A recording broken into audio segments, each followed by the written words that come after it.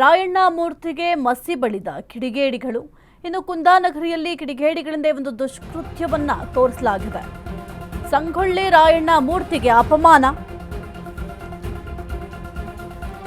ಸಂಗೊಳ್ಳಿ ರಾಯಣ್ಣ ಮೂರ್ತಿಗೆ ಕಿಡಿಗೇಡಿಗಳು ಮಸಿಯನ್ನ ಬಳಿದಿದ್ದಾರೆ. ಕುಂದಾನಗರಿಯಲ್ಲಿ ಕಿಡಿಗೇಡಿಗಳ ದುಷ್ಕೃತ್ಯ ಇದು. ಬೆಳಗಾವಿ ತಾಲೂಕಿನ ಮಚ್ಚೆ ಗ್ರಾಮದಲ್ಲಿ ನಡೆದಿರುವಂತಹ ಘಟನೆ ಇದು. ವಿಚಾರ ಗೊತ್ತಾಗ್ತಾ ಇದ್ದಂತೆ ಸ್ಥಳದಲ್ಲಿ ಬಿಗುವಿನ ವಾತಾವರಣ ನಿರ್ಮಾಣ ಆಗಿದೆ.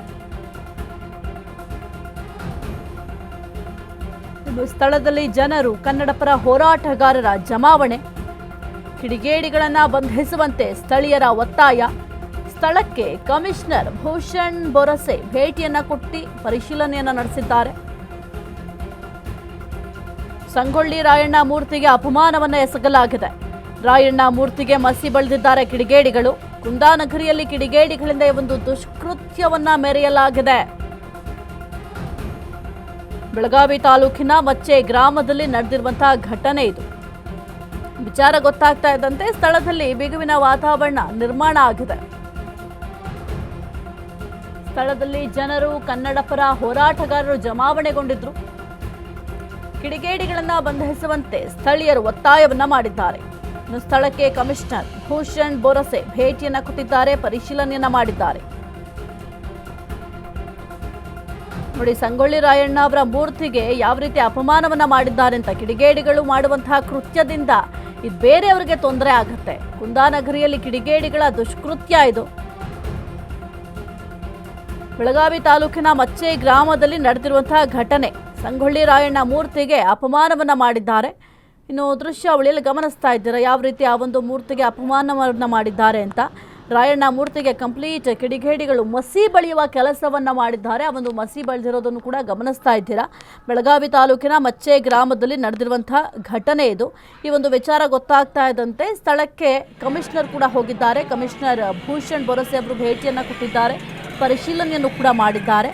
ಇನ್ನು ಅಲ್ಲಿ ಸದ್ಯಕ್ಕೆ ಬಿಗುವಿನ ವಾತಾವರಣ ನಿರ್ಮಾಣ ಆಗಿದೆ. ಯಾಕೆಂತಂದ್ರೆ ಸಂಗೊಳ್ಳಿ ರಾಯಣ್ಣ ಮೂರ್ತಿಗೆ ಈ ರೀತಿಯಾಗಿ ಅಪಮಾನ ಮಾಡಿದ್ದಾರೆ ಅಂತಂದ್ರೆ ಆ ಕಿಡಿಗೇಡಿಗಳು ಯಾರು ಅಂತಲೂ ಕೂಡ ಈಗ ಪೊಲೀಸರು ಪತ್ತೆಯನ್ನು ಹಚ್ಚಲೇಬೇಕಾಗಿದೆ. ಯಾಕೆಂತಂದ್ರೆ ಈ ರೀತಿಯಾಗಿ ಮಾಡೋದು ದೊಡ್ಡ ಅವಮಾನ.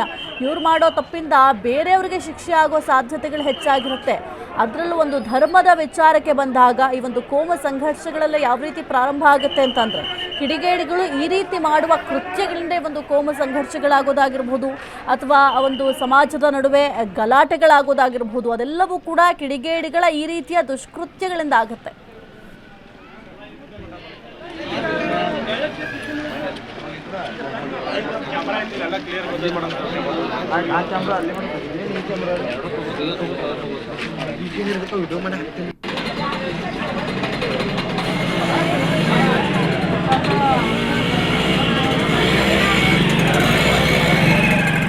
ಬೆಳಗಾವಿ ತಾಲೂಕಿನಲ್ಲಿ ಮಚ್ಚೆ ಗ್ರಾಮದಲ್ಲಿ ನಮ್ಮ ಕ್ರಾಂತಿವೀರ ಸಂಗೊಳ್ಳಿ ರಾಯಣ್ಣ ಪ್ರತಿಮೆಯನ್ನು ಸ್ಥಾಪಿಸಿದ್ದು ಸುಮಾರು 3 ವರ್ಷ ಆಯಿತು. ಇವತ್ತವರೆಗೂ ಯಾವುದೂ ಅಂಥ ಘಟನೆ ಆಗಿಲ್ಲ. ಇವತ್ತಂದ್ರೆ ಭಾಳ ನಮ್ಗೆ ಕಪ್ಪು ಚುಕ್ಕೆ ತರುವಂಥ ಘಟನೆ ಆಗಿದೆ. ಇವತ್ತು ಅದು ಏನೋ ಒಂದು ಆಯಿಲು, ಒಂದು ಎಣ್ಣೆ ಥರ ಏನೋ ಕಿಡಿಗೇಡಿಗಳು ಗೊಜ್ಜಿ ಹೋಗಿದ್ದಾರೆ. ಅದ್ರ ಬಗ್ಗೆ ಸಾಹೇಬರು ಬಂದಿರೋ, DC ಸರ್ ಬಂದಿರೋ, ಕಮಿಷನರ್ ಸರ್ ಬಂದಿರೋ, ಅವರು ಬಂದೆಲ್ಲ ಎನ್ಕ್ವೈರಿ ಮಾಡಿ ನೋಡಿದ್ದಾರೆ. ಫಾರೆಸ್ಟ್ ಡಿಪಾರ್ಟ್ಮೆಂಟು ಬಂದಿರು. ಈಗ ಅದ್ರ ಬಗ್ಗೆ ಯಾರು ಏನೋ ಮಾಡಿದಾರೆ ಅದನ್ನೆಲ್ಲ ಕ್ಯಾಮ್ರಾ ಚೆಕ್ ಮಾಡಿ ಎಷ್ಟು ನೋಡ್ತಾನೆ ಅಂತ ತಂದಿದ್ದಾರೆ. ಅವ್ರೇನಂತಾರೆ, ಗಿಡದ ಹನಿ ಬೀಳಾಗ್ತದ ಅಂತ ಹೇಳ್ತಾರ. ಗಿಡದ ಹನಿ ಅಂದ್ರೆ 3 ವರ್ಷ ಆತ್ರಿ. ಈಗ ಪ್ರತಿಮೆ ಕುಣಿಸಿ 3 ವರ್ಷ ಆತ. 3 ವರ್ಷದಿಂದ ಗಿಡದ ಹನಿ ಬಿದ್ದಿಲ್ಲ ಇನ್ನೋರಿಗೂ. ಆತ್ರಿ ಕರೆ 3 ವರ್ಷ ಆತ್ರ ನಾವು ಕುಣಿಸಿ 3 ವರ್ಷದಿಂದ. ಕುರಿತು ಹೆಚ್ಚಿನ ಮಾಹಿತಿ ನೀಡ್ತಾರೆ ನಮ್ಮ ಪ್ರತಿನಿಧಿ ಪ್ರಶಾಂತ್. ರಾಯಣ್ಣ ಮೂರ್ತಿಗೆ ಈ ರೀತಿಯಾಗಿ ಮಸಿ ಬಳಿದು ಕಿಡಿಗೇಡಿಗಳು ಒಂದು ದುಷ್ಕೃತ್ಯವನ್ನ ತೋರಿಸಿದ್ದಾರೆ. ಆ ಕಿಡಿಗೇಡಿಗಳು ಯಾರು ಎಂಬ ಬಗ್ಗೆ ಏನಾದರೂ ಮಾಹಿತಿ ಸಿಕ್ಕಿದ್ಯಾ? ಜೊತೆಗೆ ಪೊಲೀಸರು ಈ ಒಂದು ಪ್ರಕರಣದ ಕುರಿತು ಯಾವ ರೀತಿ ತನಿಖೆಯನ್ನ ಮಾಡ್ತಾ ಇದ್ದಾರೆ? ತನಿಖೆ ಈಗ ಸದ್ಯಕ್ಕೆ ಯಾವ ಹಂತದಲ್ಲಿದೆ ಪ್ರಶಾಂತ್? ಖಂಡಿತ ಸಹಿತ ಅಂತಂದ್ರೆ ಬೆಳಗಾವಿಯ ಮಚ್ಚೆ ಗ್ರಾಮದಲ್ಲಿ ಸಂಗೊಳ್ಳಿ ರಾಯಣ್ಣ ಮೂರ್ತಿ ಒಂದು 3 ವರ್ಷಗಳ ಹಿಂದೆ ಒಂದು ಸ್ಥಾಪನೆ ಸಹ ಮಾಡಿರುವಂತದ್ದು. 3 ವರ್ಷಗಳ ಬಳಿಕ ಇಲ್ಲಿ ಆ ಒಂದು ಸಂಗೊಳ್ಳಿ ರಾಯಣ್ಣ ಮೂರ್ತಿಯಲ್ಲಿ ಮಸಿ ಬೆಳೆದು ಕಿಡಿಗೇಡಿಗಳು ಪರಾರಿಯಾಗಿರುವಂತಹ ಶಂಕೆಯೂ ಸಹ ಇದೀಗ ವ್ಯಕ್ತವಾಗಿರುವಂತದ್ದು.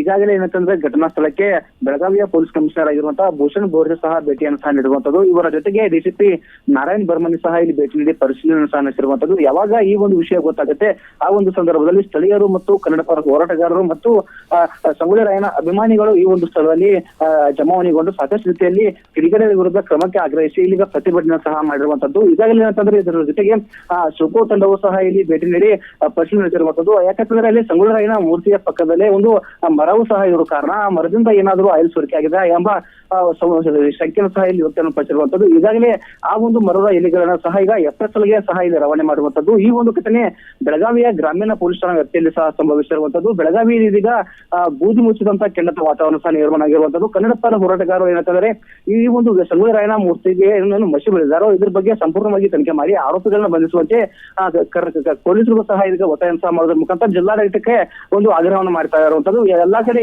ಸಂಗೊಳ್ಳಿ ರಾಯಣ್ಣ ಮೂರ್ತಿ ಇದೆ, ಅಲ್ಲಿ ಒಂದು ಸಂಗೊಳ್ಳಿ ರಾಯಣ್ಣ ಮೂರ್ತಿ ಏನು ಗಣ್ಯರ ಚೆನ್ನಮ್ಮ ಮೂರ್ತಿ ಇರ್ಬೋದು, ಹೀಗೆ ಗಣ್ಯರ ಮೂರ್ತಿಗಳು ಏನಿದ್ದಾವೋ ಆ ಒಂದು ಸ್ಥಳದಲ್ಲಿ ಒಂದಿಷ್ಟು ಗೊತ್ತುಗಳಾಗುವಂತೆ ಒಂದು CCTV ಅಳವಡಿಸುವಂತೂ ಸಹ ಇಲ್ಲಿ ಒತ್ತಾಯ ಸಹ ಇಲ್ಲಿ ಮಾಡ್ತಾ ಇರುವಂತದ್ದು ಸಹ ಇದೆ.